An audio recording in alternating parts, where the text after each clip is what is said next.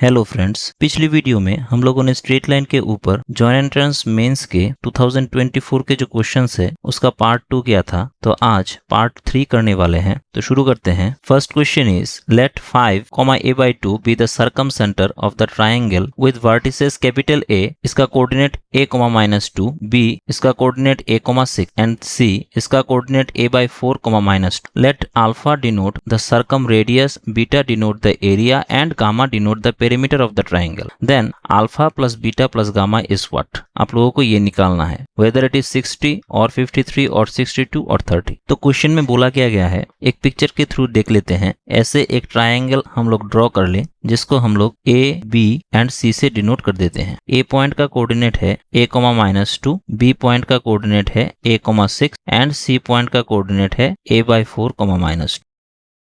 जो सरकम सेंटर है, सपोज यहाँ पर है सरकम सेंटर। सरकम सेंटर मीन्स इस पॉइंट से इस वर्टेक्स की जो दूरी होगी, इस वर्टेक्स की दूरी एंड दिस वर्टेक्स, इन तीनों वर्टेक्स की दूरी सेम हो जाएगा। अब इस पॉइंट का कोऑर्डिनेट है 5, -a/2 और जो सरकम रेडियस है इसको अल्फा से डिनोट किया गया है। इस सर्कल का जो एरिया है उसको बीटा से डिनोट किया गया है, मतलब एरिया का जो वैल्यू है, एंड पेरीमीटर का जो वैल्यू है उसको गामा से डिनोट किया गया है। तो in that case alpha plus beta plus gamma क्या हो, तो इस सरकम सेंटर को हम लोग O से डिनोट कर देते हैं। Since O is the circumcentre, तो यहाँ से लिख सकते हैं OA equals to OB equals to OC हो जाएगा। अब OA एंड OB इन दोनों को कंसीडर करें। OB का लेंथ हो जाएगा सरकम सेंटर से इस A पॉइंट की दूरी, तो इसे लिख सकते हैं 5 - a इसका whole square plus a/4 plus 2 इसका होल स्क्वायर। ये इक्वल्स टू हो जाएगा OB का, जिसको लिख सकते हैं 5 - a इसका होल स्क्वायर प्लस a/4 -6 इसका होल स्क्वायर। अब कैलकुलेशन करने पर ये स्क्वायर रूट हट जाएगा बोथ साइड और इसका स्क्वायर को तोड़े तो ये आ जाएगा a² / 16 plus 2 into a/4 into 2 plus 4। यहाँ पर 5 - a whole square, 5 - a whole square eliminate हो जाएगा और इन दिस साइड रह जाएगा a² / 16 minus 2 a/4 into 6 plus 36। तो यहाँ से ये दोनों टर्म कैंसल आउट हो जाएगा और यहाँ से रह जाएगा a + 4 equals to -3a plus 36। Calculation करने पर a का वैल्यू आ जाएगा 8। देयरफॉर सरकम सेंटर का कोऑर्डिनेट आ जाएगा 5, यहाँ पर a की जगह पर है 8, तो 8/4 इक्वल्स टू 2। देयरफॉर सरकम रेडियस जो होगा इसे हम लोग अल्फा से डिनोट कर देंगे, तो ये हो जाएगा a की जगह पर है 8, तो 8 - 5 इसका स्क्वायर प्लस -2 इसका स्क्वायर। दैट मीन्स ये आ जाएगा 3 स्क्वायर प्लस 4 स्क्वायर, तो 3 स्क्वायर 9 एंड 4 स्क्वायर 16, 16 प्लस 9 25 और इसका स्क्वायर रूट करे तो 5। ये आ जाएगा अल्फा का वैल्यू। एंड यहाँ से B पॉइंट का जो कोऑर्डिनेट होगा ये हो जाएगा 8,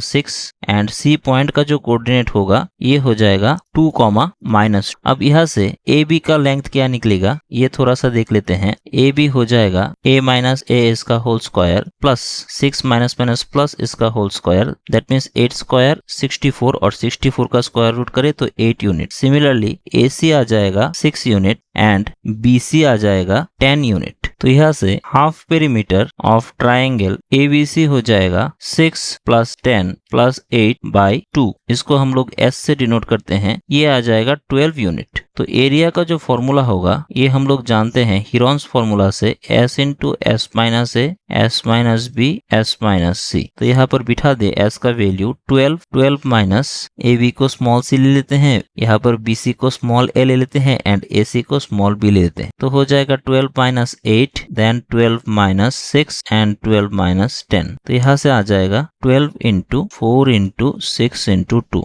इसका कैलकुलेशन करें तो अल्टीमेटली आ जाएगा 24 यूनिट। ये हो जाएगा बीटा का वैल्यू। तो यहाँ से अल्फा का वैल्यू 5, बीटा का वैल्यू 24। सिंस गामा पेरीमीटर बोला गया है, हाफ पेरीमीटर आया था 12 यूनिट, तो पेरीमीटर करने से डबल हो जाएगा 12 × 2 that means 24 unit. Therefore alpha plus beta plus gamma हो जाएगा 5 + 24 + 24 equals to 53 unit and this is option number 2। Second question is the distance of the point 2, 3 from the line 2x - 3y plus 28 equals to 0 measured parallel to the line √3x - y plus 1 equals to 0 is equal to what? मतलब question ऐसा दिया गया है, यहाँ पर एक line है जिसका इक्वेशन है 2x minus 3y plus 28 equals to 0 और यहाँ पर एक पॉइंट है जिस पॉइंट का कोऑर्डिनेट दिया गया है 2,3। अब यहाँ पर एक लाइन ऐसा है जिसका इक्वेशन दिया गया है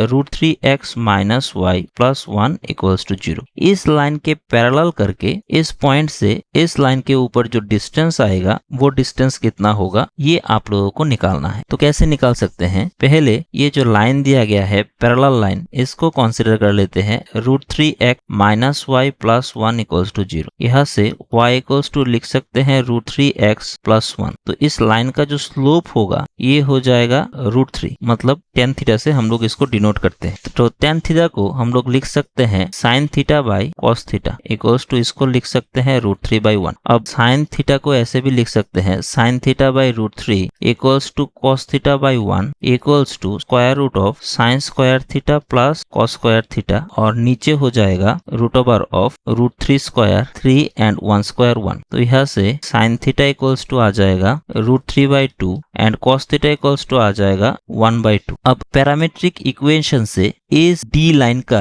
अगर इक्वेशन हम लोग लिखे तो मान लेते हैं ये जो पॉइंट है, जो पॉइंट इस लाइन के ऊपर लाई करता है, इसका कोऑर्डिनेट है h, k। तो पैरामीट्रिक इक्वेशन को यूज करें तो इस डी लाइन का इक्वेशन हम लोग लिख सकते हैं equation of line d h minus 2 by cos theta equals to k minus 3 by sin theta equals to जो डिस्टेंस दिया गया है उसको हम लोग r ले लेते हैं, मतलब यहाँ पर d इक्वल्स टू r ऐसा ले लेते हैं। तो यहाँ से h को हम लोग लिख सकते हैं 2 plus r cos theta and k को लिख सकते हैं 3 प्लस r sin थीटा। अब सिंस ये h, k इस लाइन के इक्वेशन में सिचुएटेड है तो इस लाइन के x एंड y की जगह हम लोग h और k को रिप्लेस कर दे सकते हैं। तो अगर रिप्लेस कर दे putting h, k in equation, इसको हम लोग इक्वेशन 2 दे देते हैं तो यहाँ से हो जाएगा 2 into 2 plus r cos theta minus 3 into 3 plus r sin theta plus 28 equals to 0। अब cos थीटा का जो वैल्यू एंड sin थीटा का जो वैल्यू है ये हम लोगों ने निकाल के रखा है, तो यहाँ से पुट कर दे तो ये आ जाएगा 2 into 2 plus r into cos theta का value half minus 3 into 3 plus r into sin theta का वैल्यू √3/2 प्लस 28 इक्वल्स टू 0। अब यहाँ से कैलकुलेशन करने पर ये आ जाएगा 3√3 minus 2 into r equals to 46। अब डिनोमिनेटर को इसके कॉन्जुगेट से मल्टीप्लाई कर दें 3√3 प्लस 2 तो ऊपर में भी हो जाएगा 3√3 प्लस 2। अब कैंसिल आउट होकर ये रह जाएगा r का वैल्यू, मतलब d का जो वैल्यू है 2 इंटू 3√3 प्लस 2 मल्टीप्लाई करने पर ये आ जाएगा 4 प्लस 6√3, मतलब ऑप्शन नंबर 4। आज का third and last question is let a be the point of intersection of the line 3x plus 2y equals to 14, 5x minus y equals to 6 and b be the point of intersection of the lines 4x plus 3y equals to 8 and 6x plus y equals to 5. Then the distance of the point P 5, minus 2 from the line AB is what?